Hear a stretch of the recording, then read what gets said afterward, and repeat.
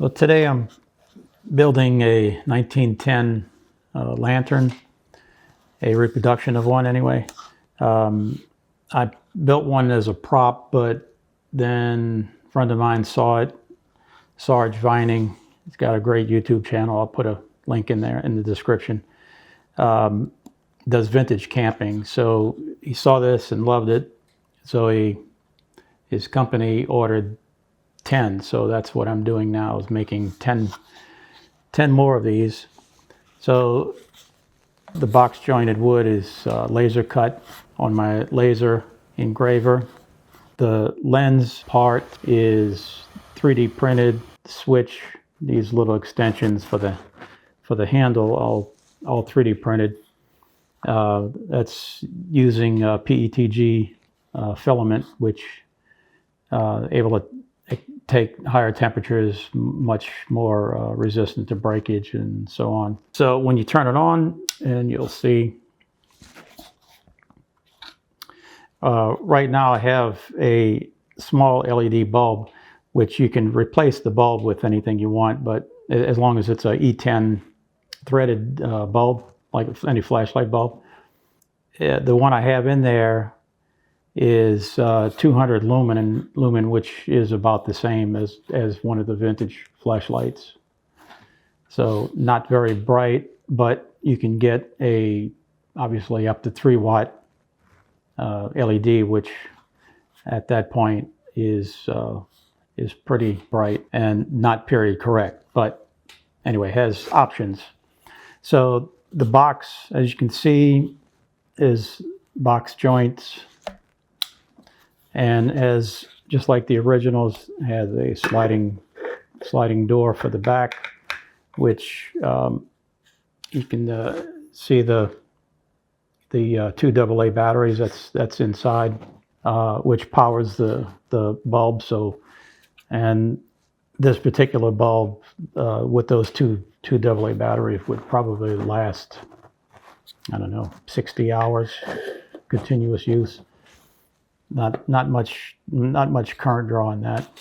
I also put I 3D printed some feet, rubber feet, using TPU filament, which is pretty squishy, like rubber. I don't know that the originals had that, but I just kept thinking that if somebody's using this outside or whatever, they might sit this on a damp surface, wet, whatever. So at least this will hold the wood off the surface of whatever you're sitting it on. So that's about it for the how it's constructed. It's made out of poplar and stained, and then 3 coats of clear varnish so that it's weatherproof. So I'll get to what's involved in putting one of these together.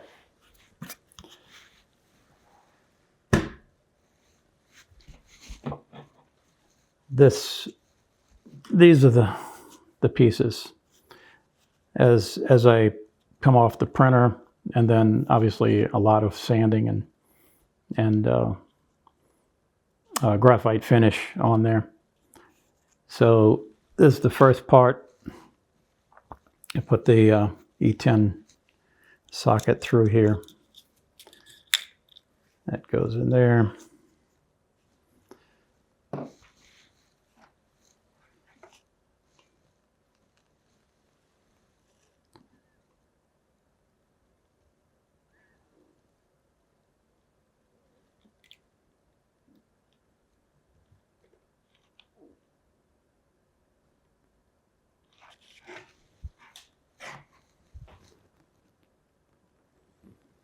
That'll take a little while to harden so it doesn't fall out while it's hardening. I made some, so I'll work with this one while this one's getting hard.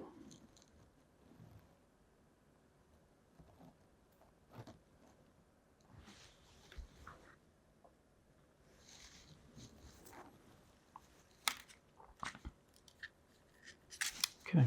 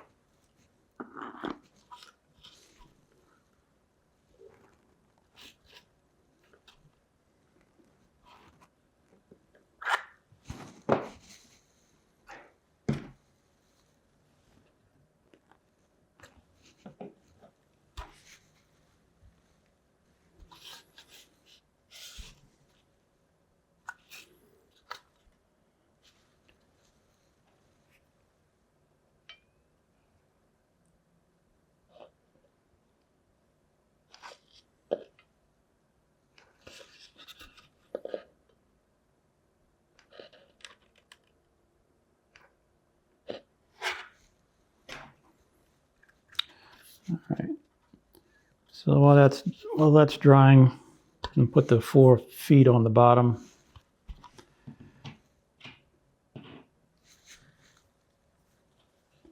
Have to screw in this little screw part way, kind of makes it easier.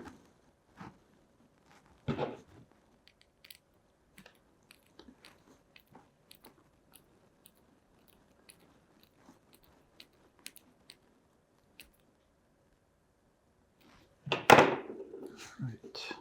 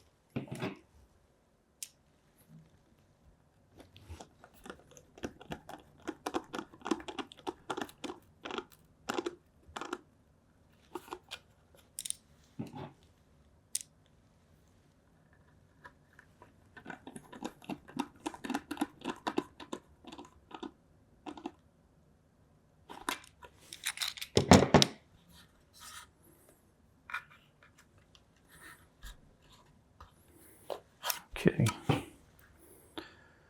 I'll put the on off switch.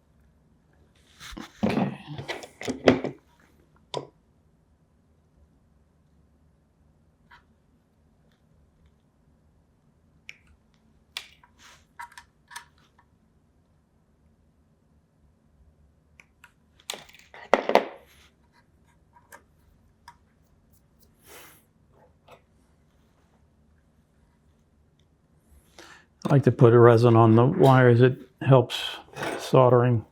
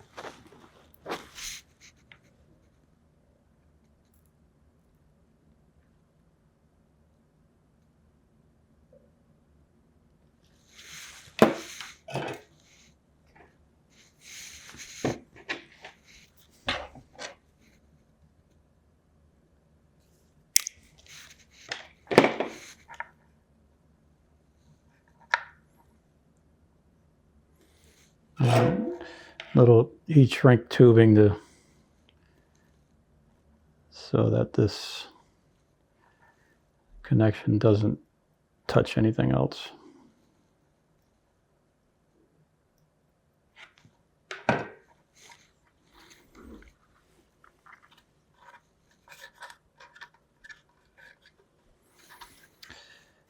And before we button that up, put some batteries in it and test it.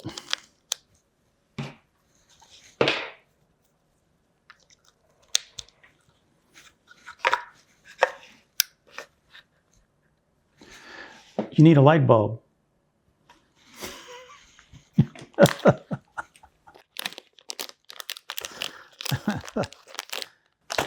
Okay. Don't get ahead of yourself, Jake. All right, so that seems to work. All right.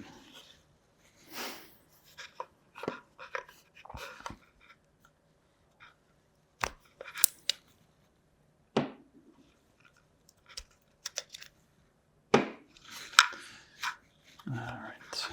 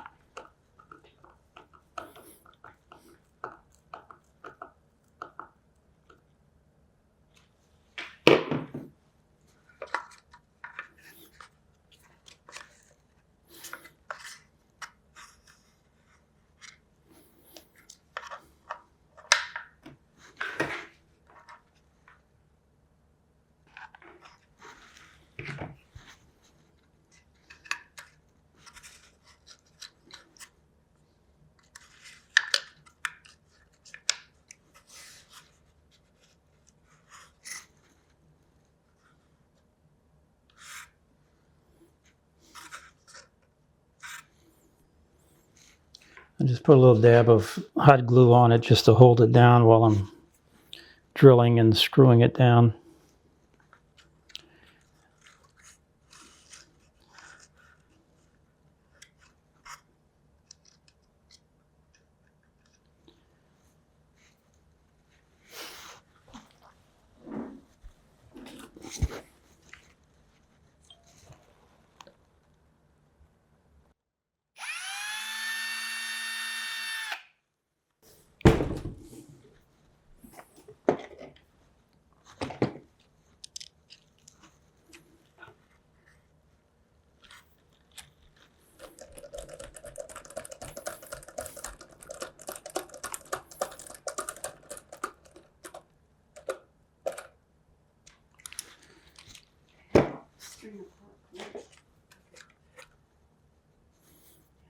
Yeah. Okay.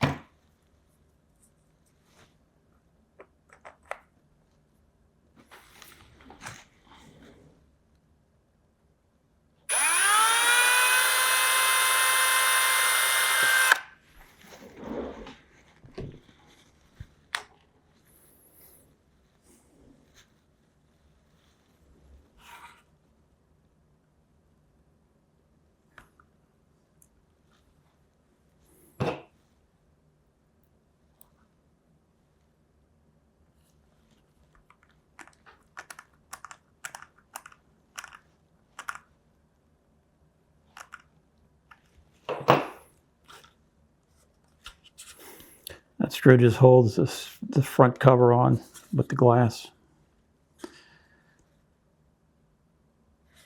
Okay. And now we put the handle on, and then this one is finished.